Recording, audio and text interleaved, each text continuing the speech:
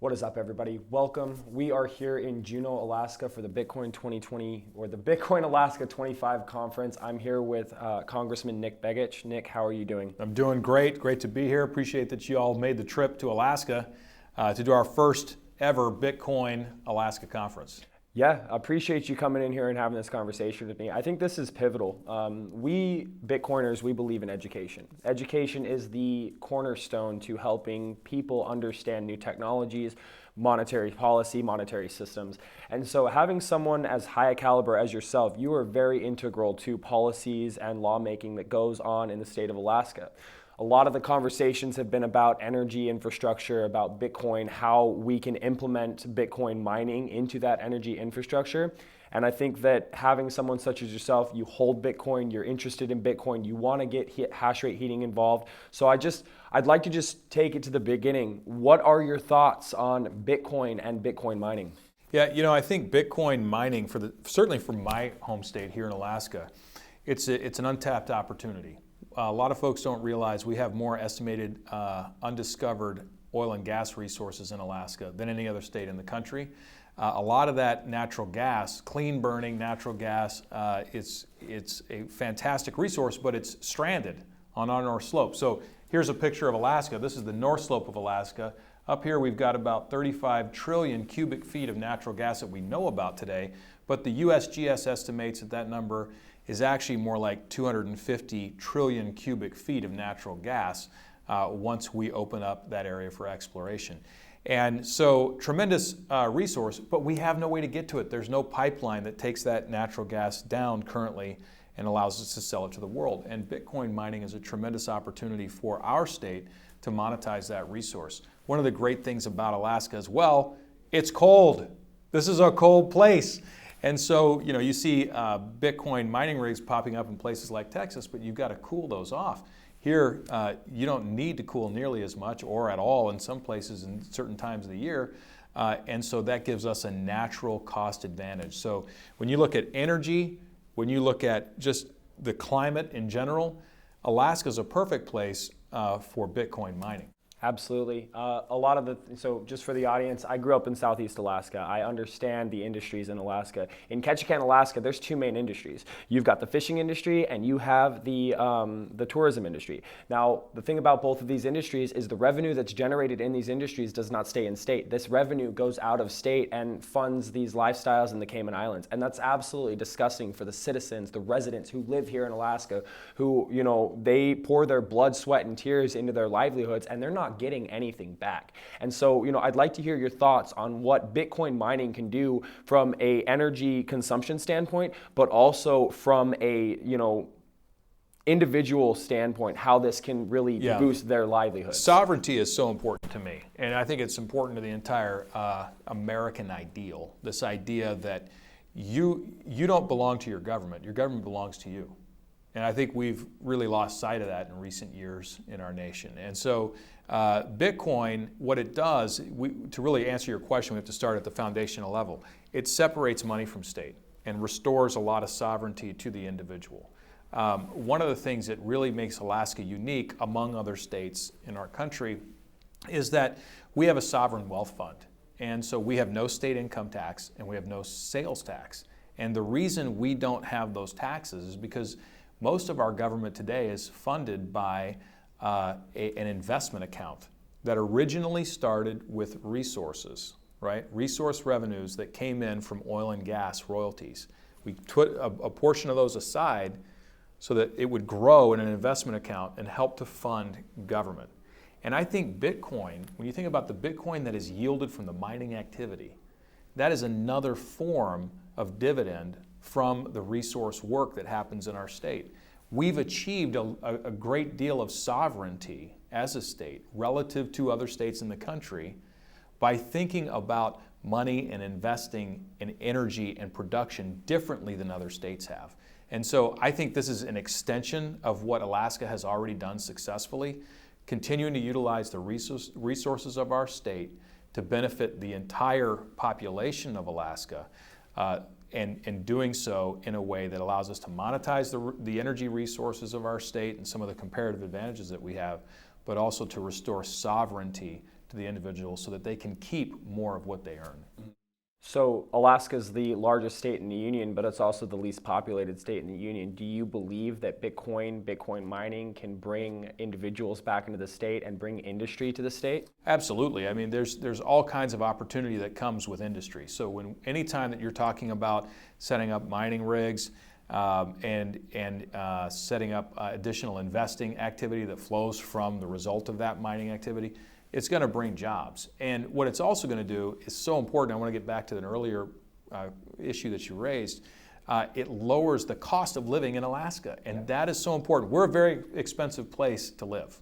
Alaska is one of the most expensive states in the country, one of the most expensive places in the world for obvious reasons. But if we can lower the cost of living, more people will come back to Alaska. More people will establish themselves in our state. And Bitcoin mining is one of the ways that we can do it. I know that you just came off of a really interesting panel talking about some of the newer technologies related to integration within the grid and within the integration even at the home level to help mine Bitcoin at home and lower the cost of your energy bill at the same time. Absolutely. I am very passionate about heat reuse. I love talking about this, and getting the opportunity to talk with you about this is just, an absolute just dream. But, I'd love to just kind of pick your brain on what you thought about these ideas, because heat reuse has a lot of implications. We kind of discussed the idea of offsetting costs of the production of natural gas and hydroelectricity with a Bitcoin miner. But Bitcoin miners produce heat. They're a computer, they're a resistive heater, they produce heat. If you can use that heat in a circular way to grow food, create a business around it, or just feed a community, that has huge implications. And I'd like to hear your thoughts on it. I think you're absolutely right, particularly when you think about Alaska, because Alaska, it's the perfect test bed for this. Yeah. 82% of Alaskan communities are not connected to the road system. You have to take a plane, or you have to take a boat in the communities you can actually access by boat.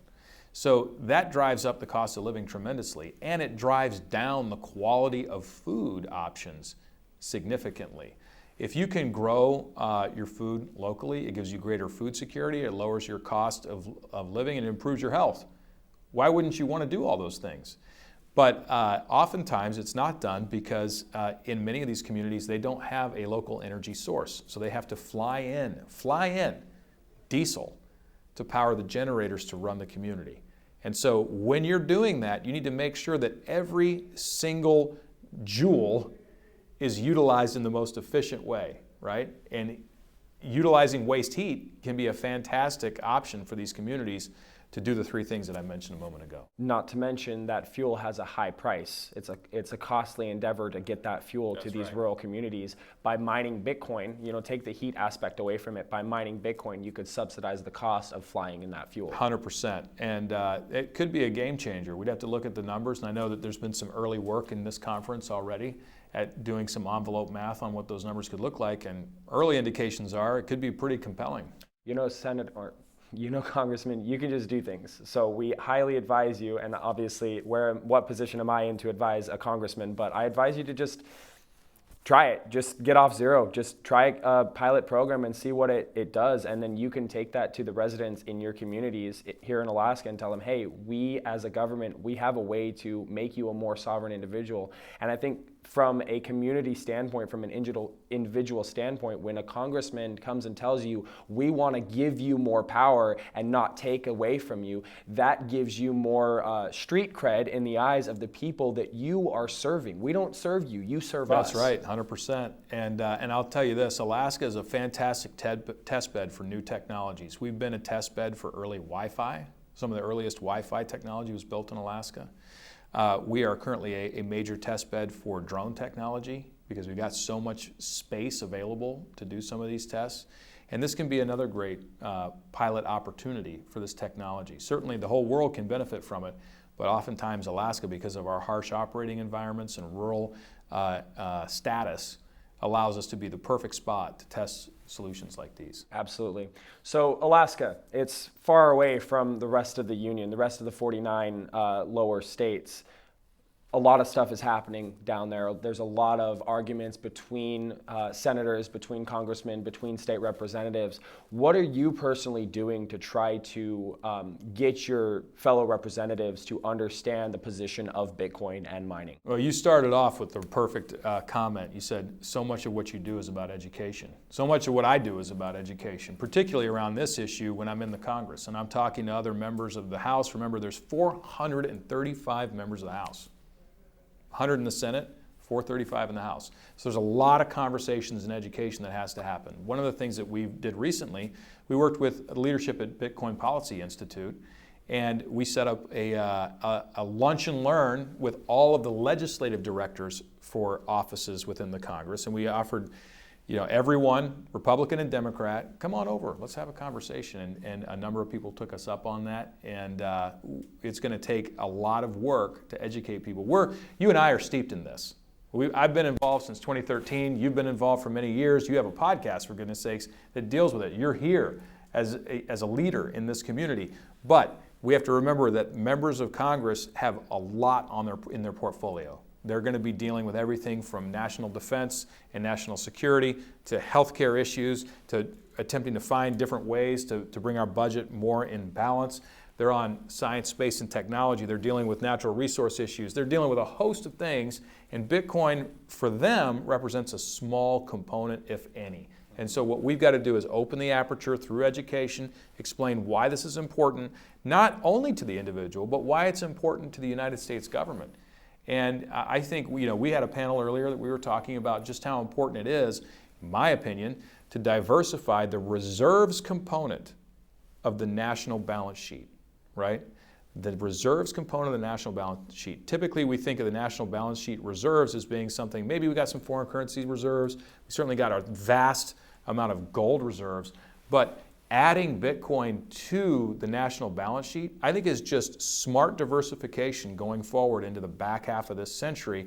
We're going to need to make sure that we have a robust fallback plan should the United States dollar lose its reserve currency status. I couldn't agree more. And going back to a key point that you made on the education of these U.S. representatives, we need to open their eyes in a way that is not attacking their views, attacking their beliefs, because you've got right side of the aisle, you've got left side of the aisle, and everybody's attacking each other, screaming and yelling, when we can have a conversation that is constructive around how Bitcoin opens up these avenues. I think that's where progress is made instead of attacking each other across the aisle. I agree. There are times where we have to have a partisan discussion that contrasts views between one group of folks and another group of folks. That's how we get to a better place as a nation if it's working properly. A lot of times it doesn't work properly, but a lot of folks don't realize this too. 90 to 95% of the legislation that passes the U.S. House of Representatives is actually bipartisan. But it doesn't make the news because it's not interesting to the media. Yeah. But the reality is, and this is a piece of good news for folks that are watching, there's a lot more working across the aisle than is ever communicated in the public eye. It just doesn't get the attention because it's not interesting for headline purposes. And that's too bad. It's a sad statement of our media generally. But there is an opportunity, I believe, for us to work across the aisle on issues like this that are of national importance that really shouldn't be viewed as partisan. 100%. Looking into the audience, this is going to go out to many of the residents in the state that you are a congressman in. You're speaking directly to them. What is a key takeaway? What do you want them to know? Look, at the end of the day, we have to make sure that we are sound going into the future. That's one of the jobs of a representative. That's one of the jobs of the senators, governors, other elected officials, is to think ahead. Where are we going to be, not where we are today? And so as we think about where we're going to be, we have to recognize that Bitcoin as an asset has grown in its importance. It's grown in the number of holders of Bitcoin across the United States and across the world, and it's been recognized as a relatively reliable, high confidence store of value. And the best evidence of that is to look at what's happened to the price of Bitcoin and look at how many people hold it now. As we look at stores of value, we have to recognize that stores of value are stores of value because they have an inability to be inflated over time, and because they're recognized through a consensus of people that these things hold value. That's why gold has held so much value for so long because people have assigned value to it and because it's very hard to get. And so Bitcoin has those qualities and a number of other technical features, and it's an emergent store of value that I think policymakers need to take seriously. Certainly, I'm trying to make sure that other policymakers in Washington, D.C. understand it, and I would hope that we can add this to the national balance sheet as one more component to provide a fallback plan for the United States and our citizens. Well said. I really appreciate your time today. Thank you, Nick. Thank you. Guys, if you want to find out more about this content, please hit up bitcoinalaska.org. All of the information will be there. We'll have information in the show notes as well. I'm Trevor Bello. This is Nick Begich, and we will see you next time. Thank you very much.